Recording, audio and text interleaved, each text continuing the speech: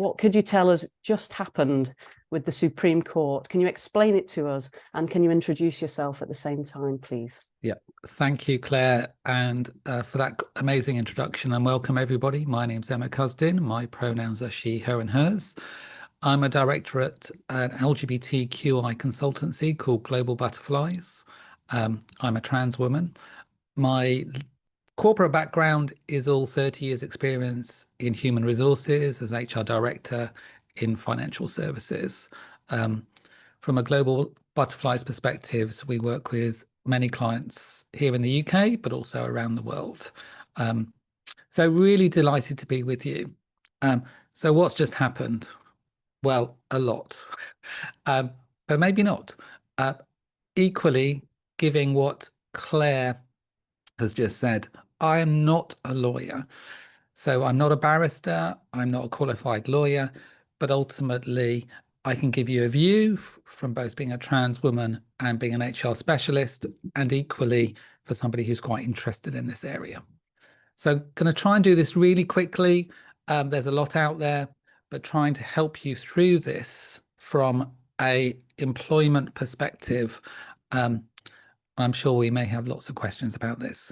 So what's happened? Well, we just had the Supreme Court judgment for Women Scotland versus, and the Scottish ministers went to the Supreme Court. This was a case, a very narrow case, in my opinion, where the actual case was about, can trans women such as me, who hold a gender recognition certificate, sit on Scottish boards as female and therefore be classed as female under the sex characteristic within the Equality Act. That's what the case was all about. There's an 88-page judgment. For those of you who love that stuff, please do dive in. Fun fact, I've not found the word toilet in any of the 88 pages. If anybody can, please do let me know. But toilet does not appear in the judgment. The judgment was really clear in terms of, from a legal perspective, still retaining the protection in the Equality Act for trans and non-binary people, still having the protection for single-sex exemptions within the Equality Act, and very helpfully gave clarification about areas that that could extend to. When it comes to the sex protected characteristic, it then talks about biological sex being that protected characteristic.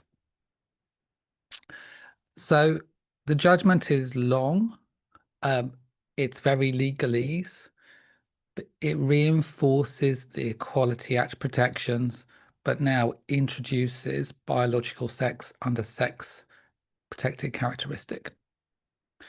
There's lots out there if you want to dive deeper into it. But what happened off the back of that was we had an interim statement from the Equalities and Human Rights Commission.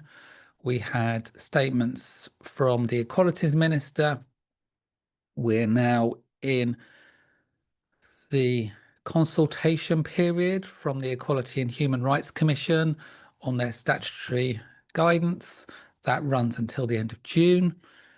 There's obviously been a lot in the newspapers and the media about this particular subject. But I think for organisations, there's probably a couple of things to be mindful of. One is absolutely seek legal advice on what the judgment said, and more importantly, what the judgment didn't say. So we're saying for lots of organisations, filter out the noise and go back to the judgment. Equally, if you want to, absolutely, if you want to respond to the consultation, please do. That closes at the end of June. We are expecting for that to go to the government for their view. I think I would be unlikely before the summer recess for Parliament, possibly after the summer recess. I think it's really interesting when we are engaging with some of the politicians. A lot of the politicians have had lots of letters from constituents not happy with the Supreme Court judgment. We've seen over 116 protests around the UK against the judgment. We're hearing that a number of the MPs are a little bit rattled by the amount of volume they received.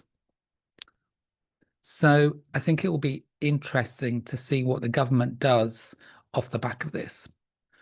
If you're a private employer, then you are very much looking at the case law. If you're a public sector employer, you're looking at the statutory guidance as well as the case law. I think for me, there's a big difference. If the government then want to take the statutory guidance and approve it or make changes, that will be interesting. I think if they want to legislate in the Equality Act, that will be interesting.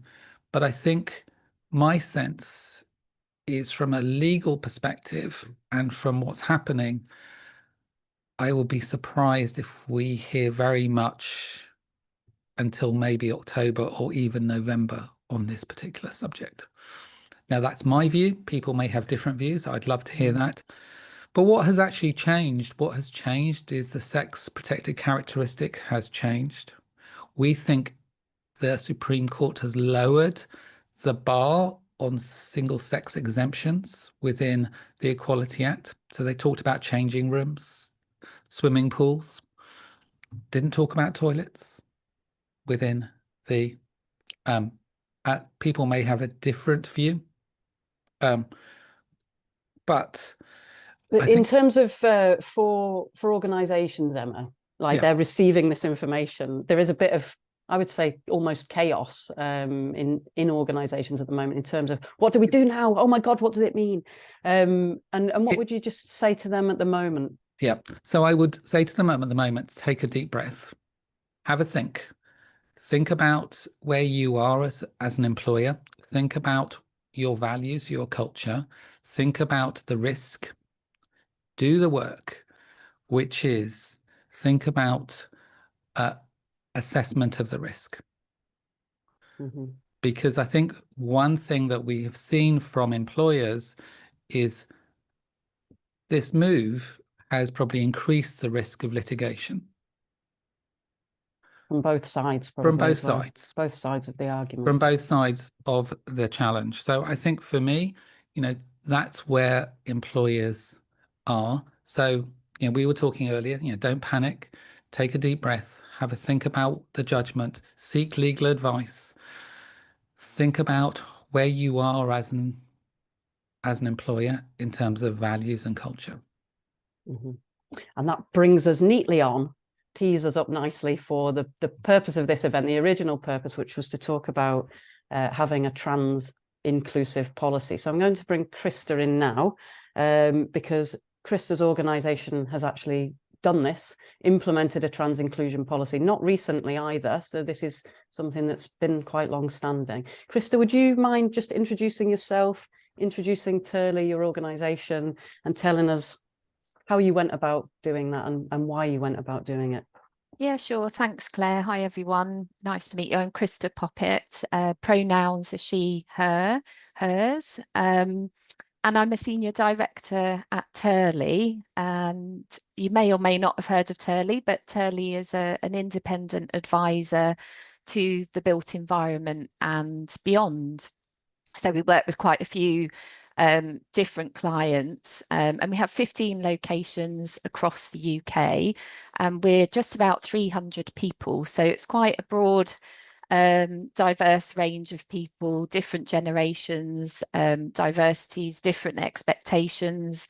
And I thought I'd share with you kind of the 3 top reasons why we introduced a transitioning at work policy, which was right. I think it must have been about 4 years ago or so when we first introduced it. So first and foremost, for us, it was the right thing to do. It's part of our business strategy to be an even more inclusive and diverse company. And actually, when I think back, we've probably focused on different areas of diversity and perhaps put the weight behind different aspects of diversity, for example, gender, particularly in the built environment, that's tended to be the case, whereas in most recent years, there's a greater focus on intersectionality and different aspects of diversity, which are really important. So we're an employee-owned company, and we've been employee-owned since 1996. So our people, our employees, or we call them co-owners, they're really keen to kind of offer some healthy challenge to shape a company that they really like working for and that they feel aligns with their values. So for us, it's also about, you know, attracting and retaining the best talent that can then serve our clients in the best way, and also, you know, reflective of society, because we're about shaping places and spaces which are inclusive for society. So the employee ownership, you know, that healthy challenge that comes back from people, it was actually one co-owner that asked me about 3 or 4 years ago, why we didn't have a policy. And I couldn't answer that. And I thought, well, why don't we have a policy? And we should work to put something in place. This was a trans colleague or a part of our LGBT network, yeah. So not a trans colleague, but actually had friends and family members who were trans, and was kind of curious and saying, why don't we, you know, have a policy? Okay. So a strong ally. So we're going to come back on to talk about allies later. Okay. Yeah, strong ally. And so we then got in touch with Stonewall, and for us, Stonewall have been really helpful from a membership perspective in terms of offering guidance, best practice, advice, reviewing our draft policy and inputting into it. So not everyone can obviously afford, you know, with some companies, you've got kind of finite resources. And for us at the time, we were a member of Stonewall and still are, and you know, that for us has been helpful. And we also participated in the Workplace Equality Index, which was a sort of series of questions and benchmarking for LGBT aspects of diversity. And for us, that gave us kind of a benchmark to work towards, and to think about what best practice was, so that we could ensure that we had the kind of best policies and practices in place. So it was those three things. It was the right thing to do, part of our business strategy, and that hasn't changed.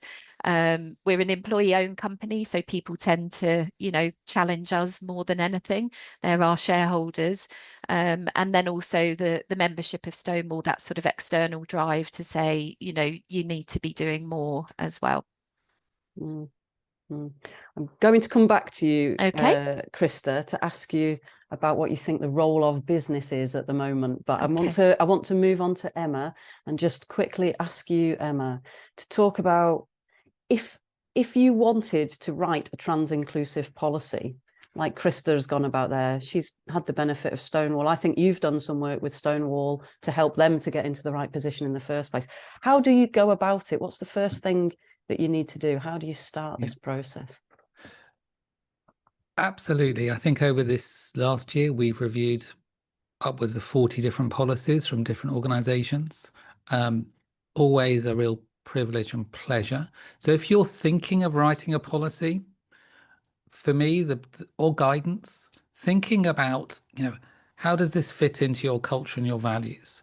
Thinking about how this fits into your strategy with your people. Thinking about who is the policy for? You know, is it for employees? Is it for contractors? Is it for clients? Is it for just people who are trans and non-binary?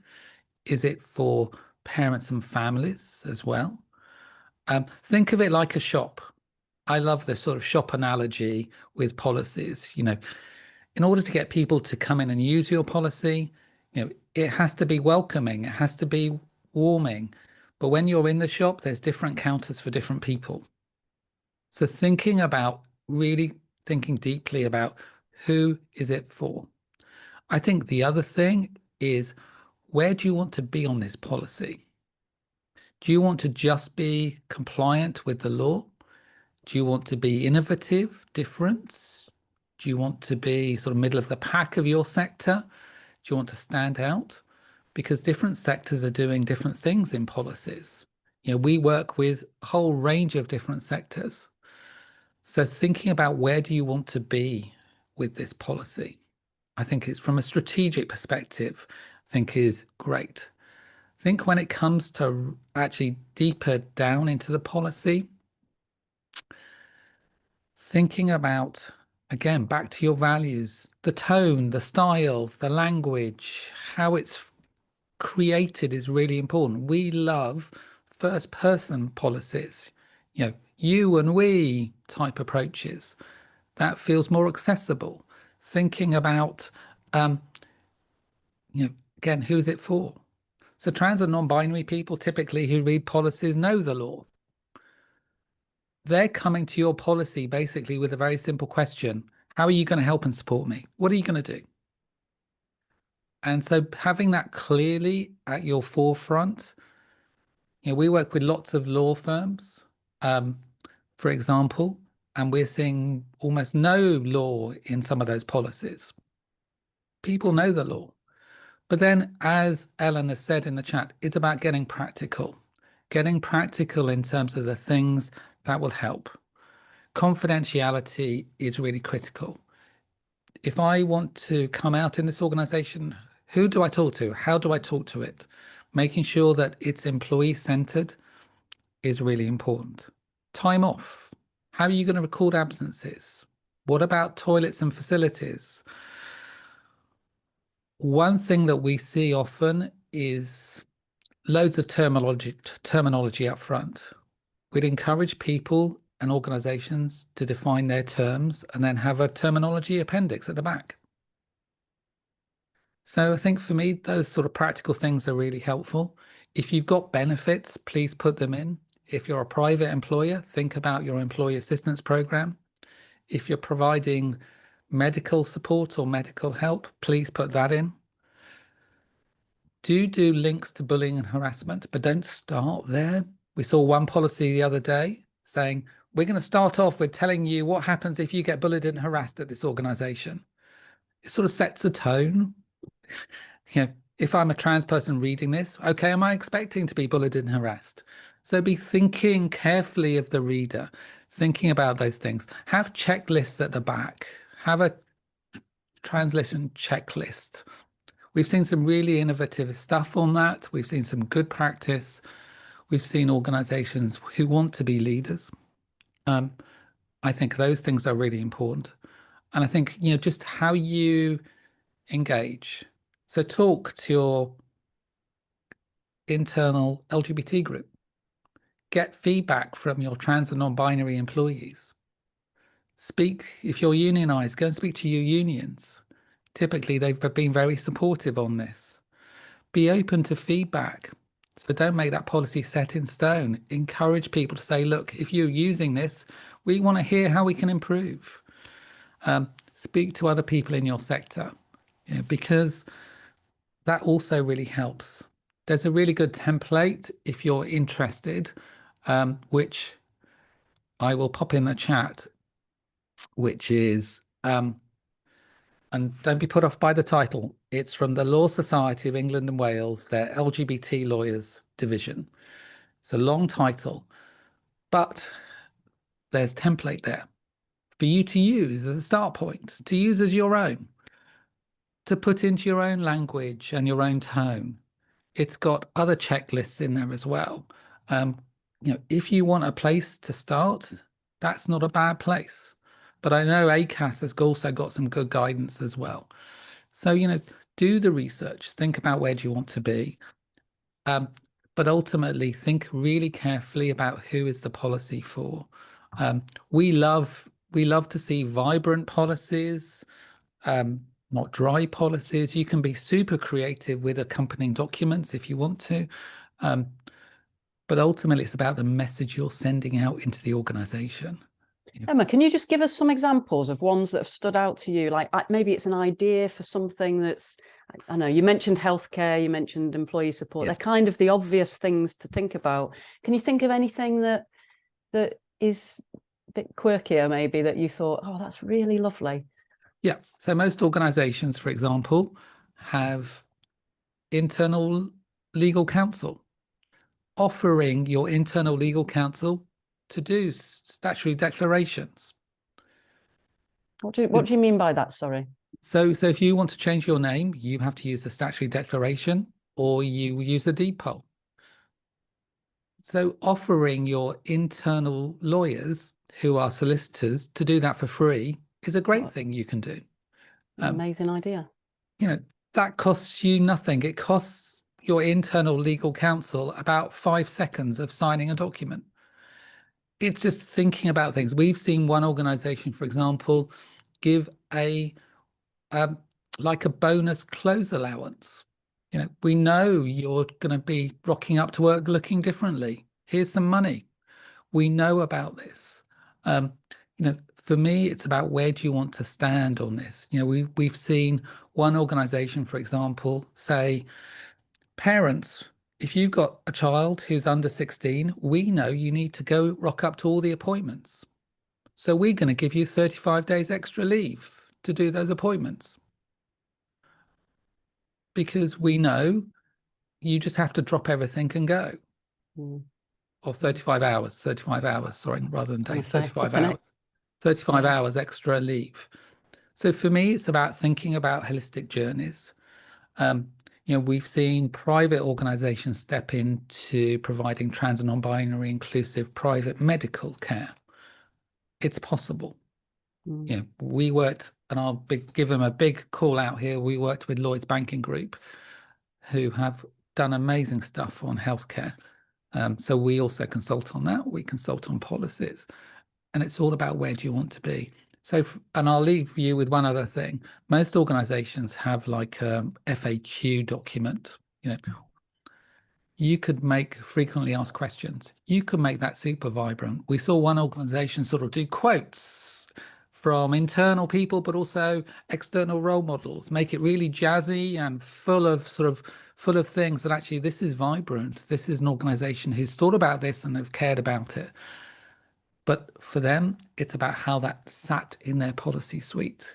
And for me, those are the strategic decisions when you're writing a policy. Do I want it to sit alongside, or do I want it to be different? We worked with one organization who said, I want this to be really different. You know, and they had an internal working group, and they said, well, you know, all we want to say is it's going to be great here. I said, you need to do a little bit more than that. So they came up with about 3 PowerPoint slides. That was their policy. Looking incredibly different in style, tone, approach. But that's where they wanted to be.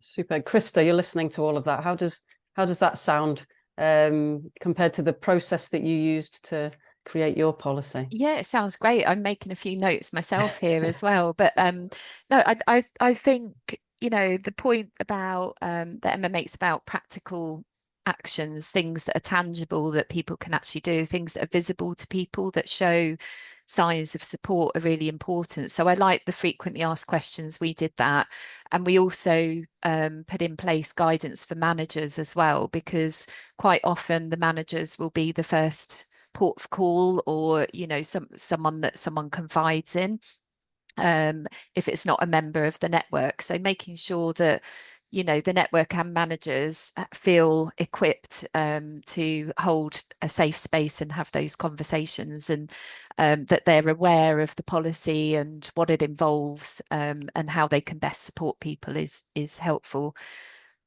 Yeah. Chrysta, did you get any feedback when you were implementing that kind of stuff from the managers? Were they afraid? Were they happy to do it? And how did you go about creating that training and making sure that people would feel comfortable?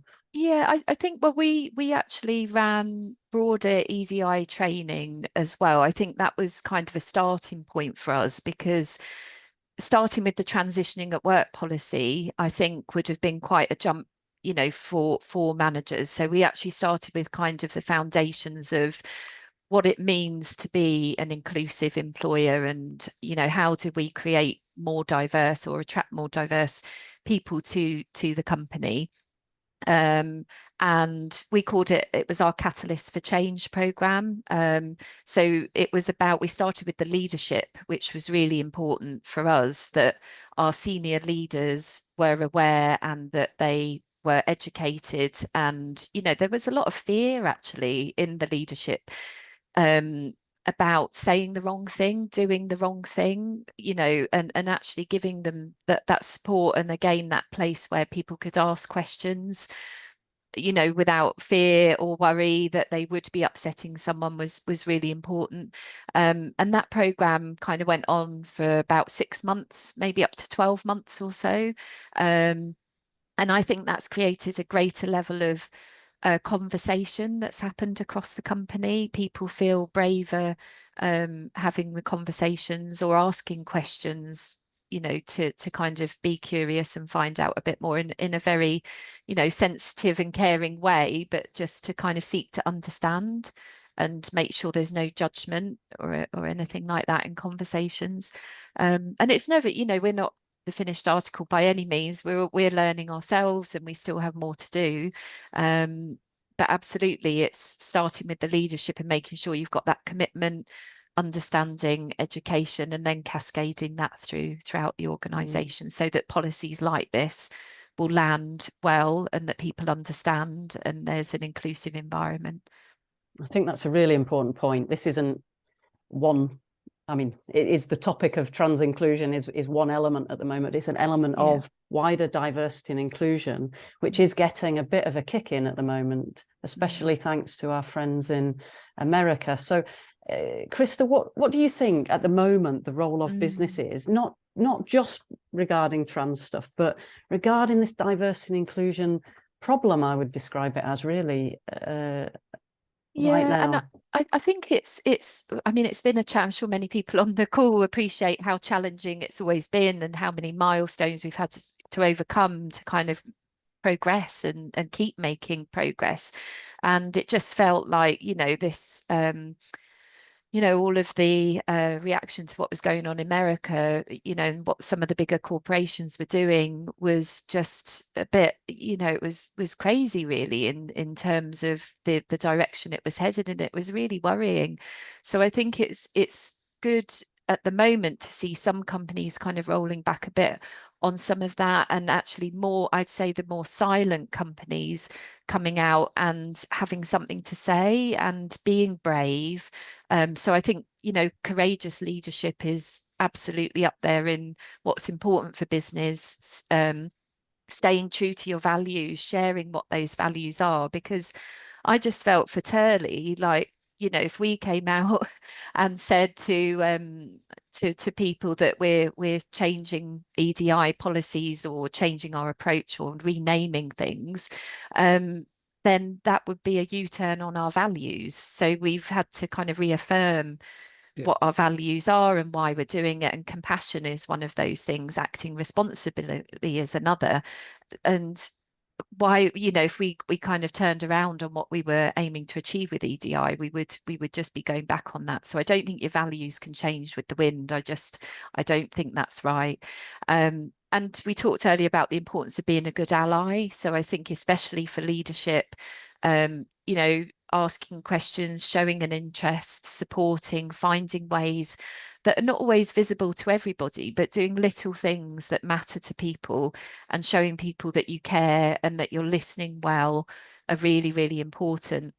And I'd say as well, I mean, we talked about management guidance for managers, but at the moment, engagement in the UK overall it's dropped a couple of percentage points with the Gallup survey. You may or may not have heard it. It's a really good report if you want to have a look at that alongside Claire's report on the chat. But the engagement levels in the UK have dropped, and the reason for that is managers engagement has dropped significantly because they have so much to focus on and do, and they've got a lot of responsibility. So I think that supporting managers is really, really key. and making sure that, you know, you're checking in with people as well, and that they have everything they need to do their jobs well. And the final thing I'd say is raising awareness, you know, and the support and training that we've talked about. But Emma mentioned the EAP. We've done that, you know, referred people to that, but also people within the network, you know, going for a confidential conversation to support each other. That's the thing, is looking out for each other as well. We've kind of made that clear that that's really important. And we've also thought about how we can bring diverse perspectives into our decision making. So what's the diversity we have in our leadership team and in the room, and how do we change that over time to recognize, you know, the benefits of greater diversity at the most senior levels in the company. And yeah, I'd say, you know, the education and learning doesn't have to be costly. As a company that was a small, medium-sized company, we're actually a large company now. It doesn't feel like it. But actually using the resources, as Emma has shared, you know, that are out there. There's other companies like Co-op, for example, they post all their policies online, publicly available. And we've, you know, relied on some of those openly and publicly available policies to help shape our own. It's very helpful. Thanks. Emma, we've got a question from Lily. Lily wrote a transitioning at work policy for their organisation. It was written with trans colleagues and also some trans friends. It was then sent to the solicitors by the HR team, and they completely changed it. So Lily would like to understand how to showcase to HR teams that it can be softer and more flexible and more human, as they're very keen to take what the lawyers say as the gospel truth. Oh, good question. It's always a challenge when lawyers get involved. I'm sorry if there's any lawyers on the call, but I know when it comes to policies, I always say to organizations, yes, lawyers have a place, but they shouldn't be driving it. Do lawyers drive your culture and your values? So for me, there's conversations internally. It's also about finding allies. You know, if you're feeling that your HR team are driven by lawyers, you know, can you find senior allies in the organization that maybe can also come alongside you? You know, we provide training to HR teams, which is always interesting. I love doing that for HR teams. But ultimately, I think for me, it's about having those brave and courageous conversations internally, because if you have a lawyerly policy, that sets a tone. You know, I joined one organization when I saw the policy and I said, have I joined a law firm? I know this isn't a law firm, but have I joined a law firm? Because this is really lawyerly. This is about legal compliance. You know, you're not sending the message out to your people. You're sending a message out that says we're about legal compliance. And maybe that's where we are, but I don't think we are. But I mean, everybody should be about legal compliance, shouldn't they? The law's the law. We're talking about how do we create beautiful environments that people want to work in. If your policy is just purely about legal compliance, yes, we have to comply with the law, which is your point, but you can write a policy that is legally compliant, but equally warm, friendly, and engaging. You know, so for me, this is about finding internal people to help you on that journey, or get your HR team to talk to people externally. You know, there is some good guidance on the CIPD website, the Chartered Institute of Personnel Development, on this space. You know, it's also about, as Chrysta talks about, is doing the broader piece, but coming back to your values and your culture. We know it's not easy. It's definitely not easy, but it's also about advocating and maybe introducing people from HR to other HR professionals, maybe, who have done great stuff. Thank you, Emma. So Jack has asked whether there's any advice for promoting the uptake or effective rollout of the policy in the organisation. Chrysta, can you talk to us about how you rolled it out? Yeah, of course. So I think you know, mentioned starting with leadership. That's really critical, making sure managers are aware and understand and have an opportunity to ask any questions. And you know, we also did the frequently asked questions and the guidance for managers as well. So I think making sure that people understand they've received them, they've confirmed they've read them, and that they have an ability, you know, they've got a space to ask any questions is important. And then follow up, you know. So for us, we launched the policy, and then we remind people that the policy is there intermittently, and most recently with obviously what's happened, re-communicated to people and sort of reaffirmed the commitment to supporting people through transition if that's, you know, where they're at. So I think it's important to communicate well and then to follow up. Amazing. Can I just build on that a little please. bit, which was, I think there was a comment earlier from Ellen about the mental health impact of the outside. So the Supreme Court judgment, the media frenzy, the political frenzy. We've seen the ILGA rainbow map of Europe being published. We've obviously got challenges in healthcare, etc. I think, yeah, the mental load for trans and non-binary people right at the moment in the workplace is heavy. So for me, this is about organizations providing the psychological safety. Policy is absolutely one of those key important pieces, but it's more than that. And as Chrysta said, this is about leadership, being willing to step in, showing the courageous leadership, the line managers being there and asking questions and being supportive, because we know that mental load is heavy. You know, lack of self-confidence, lack of self-esteem, stress, anger. Those things are what people are bringing into the workplaces. So from an employer holistic perspective, being aware of that alongside policy, I think, is really, really important. I know we're talking about policy, but I didn't want to have policy conversations just in isolation.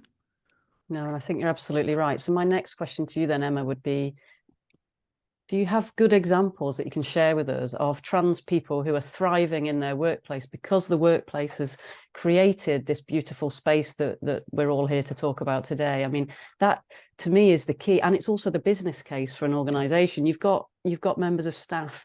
It's much better for you if they're thriving and doing well in their work rather than super stressed and feeling up against it. So talk to us about some of those people, Emma.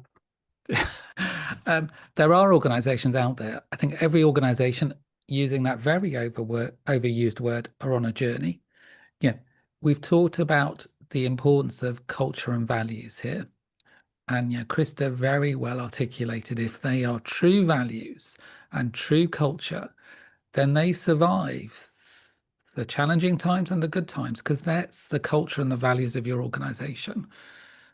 So, you know, we've seen organizations stepping forward. So, you know, we've just seen recently, for example, Lush, who have been a very supportive trans and non-binary and very LGBT supportive organization, pull their sponsorship from the Download Festival.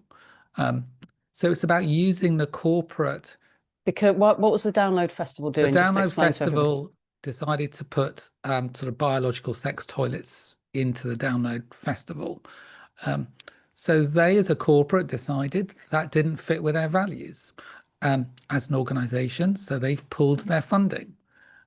And so for me, this is about organizations equally using all elements of their power that align with their values and their organization. Mm-hmm. You know, we talked off camera, and I'll share this story. You know, on the day of the judgment, you know, I had a mobile phone operator who we work with, a very large one, and the chief people officer phones me up and goes, "I've got 3,000 stores across the UK. It feels fundamentally wrong to ask one of my trans employees to use the coffee shop around the corner. That's not who we are." That's absolutely who we are not as an organization. You know, it feels wrong. So, I'm going to take a breath, but ultimately our values are trans and non-binary inclusive. So for me, organizations that are clear about their values and their culture and what that means that they can work with this. And the trans people that you know that are thriving, Emma, they've got nice lives and they're living fulfilled, joyful existences despite this background. You think that we can get to that point? I think at the moment in the UK, we've got a disconnect. We spend most of our time at work. There are some really positive workplaces. And I think for lots of trans and non-binary people, they want to see those signals and signs of psychological safety. They want organizations to step forward.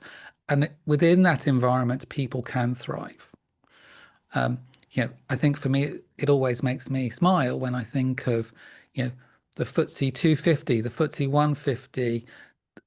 How many trans CEOs do we have? How many trans people do we have on boards?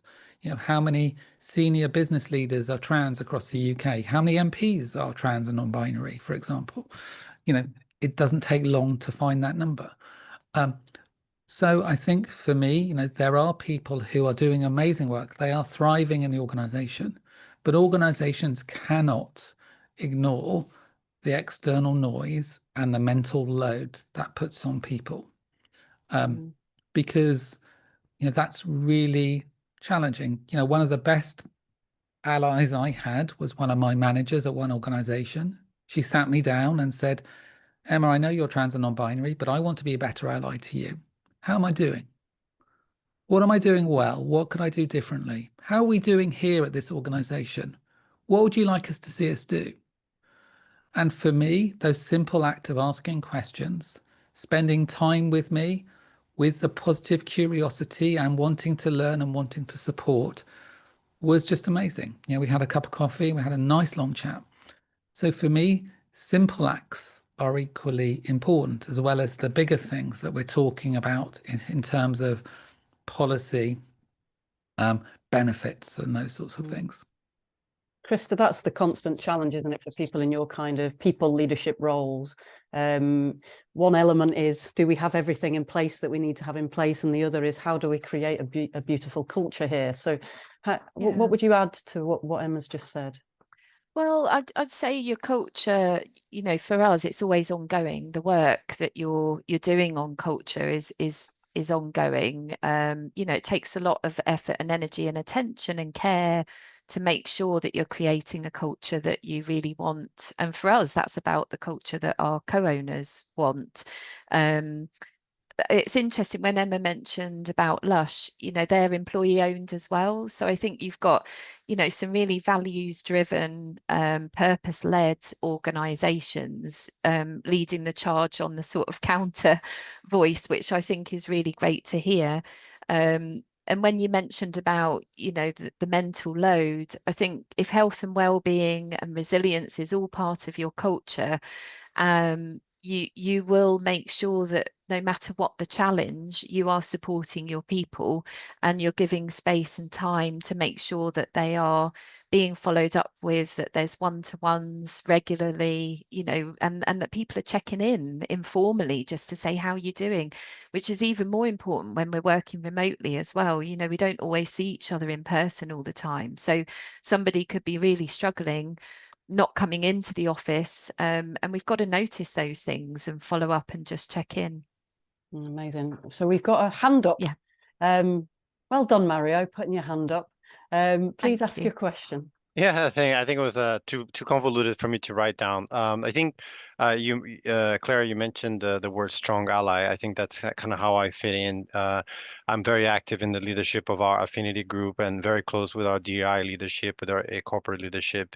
And I'm kind of caught in between. I'm a gay man, just to clarify, right? I'm kind of caught in between the situation where I want to be a very strong, very active ally for that, but I also want to balance how much mental load my trans colleagues actually can help with this, right? Because I'm not the one I'm not the one that should be consulted, but I also, it's the balance between having the trans people, part of that process, but also not overloading them, right? Because if not, sometimes they just want to do your job. And that's something that I hear a lot, right? People saying, look, I don't want to talk about bathrooms. I just want to do my job, like people keep coming to me and all that. And so I want to be balancing that as well, but it's a struggle. And because I can take the leadership and saying, look, let's do the trans policy, let's do this and this and that, right? But balancing that is quite a challenge. So I wanted to hear if there are any guidance around that. Emma, could you pick that up for us, please? Of course. And I think the way you've articulated it is a really good way. It is a balance. It's about engaging and talking and knowing. So for me, yes, for the last 2 weeks, I've been talking about toilets with all my clients. Am I fed up of talking about toilets? Absolutely. Have I become an expert in toilets? Absolutely. Did I want to become an expert in toilet? Absolutely not. So for me, it's also people internally, such as you, Mary, asking that question, which is, how can I best support you? I don't want to, I know that there's different people want to do different things. Some people have gone into big activism mode, which is, we know there's a template out there from trans organizations that they can give to HR departments to say, if you're thinking of changing loos to biological sex loos, here's our template letter about why you shouldn't. And we know those that have a different view equally have a template view, have a template out there as well. So I think for me, if you're head of an ERG, it's about knowing that, checking in, but equally thinking about strategically, organizationally, where are our values, where are our culture, what could we do next? We've seen lots of organizations do what I call safe space conversations at the moment for trans and non-binary people, just to come together to talk about what's happening. That's super. Thank you. Right, we've got 6 minutes left, so I'm going to ask you both, what is the call to action you'd like to see the attendees of this room? We've got 50 people in the room at the moment. What would you like to see people do to take away from this event? Chrysta, we'll start with you. Yeah, for me, I think it's linked to Mario's point, actually, from an organisational perspective and a leadership perspective, is having that guys in coalition. So, offering your views, your support, but appreciating that, we don't want to overload people. So I think just working together to really work out the best approach, and it's that collaboration, I think, that will see us through, if we can kind of talk and share and support each other. That, to me, that joining up with the leadership and the networks is so important. Emma?